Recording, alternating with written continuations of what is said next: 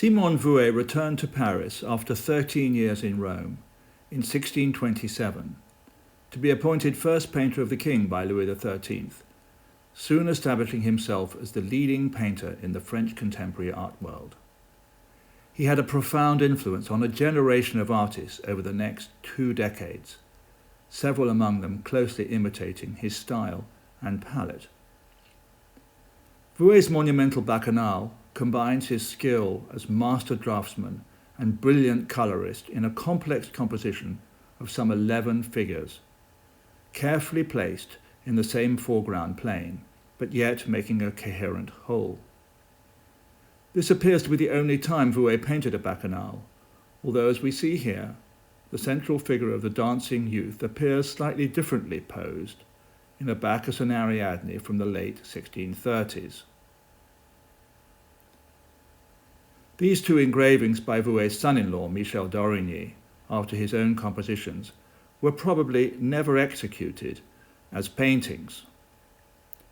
But Eustache Lesueur's Bacchanal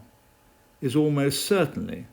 after a lost painting by this accomplished artist. Nicolas Chaperon spent only a relatively short period in Vouet's studio before leaving for Rome, where, like another Vouet pupil, Charles Lebrun, he fell under the influence of Poussin,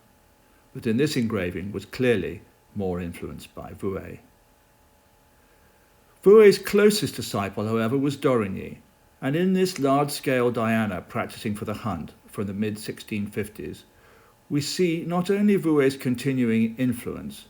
but also how the 2 artists differ, d'Origny's handling of the paint being harder and the draperies less fluid. The stylistic assessment of Vouet's Bacchanal, indicating that it was begun in the late 1630s and completed in the early 1640s, is borne out by the listing in the inventory after death of the artist's wife in 1639 of a large unfinished Bacchanal that is repeated in Vouet's own 1649 inventory, by which time the painting is recorded as finished.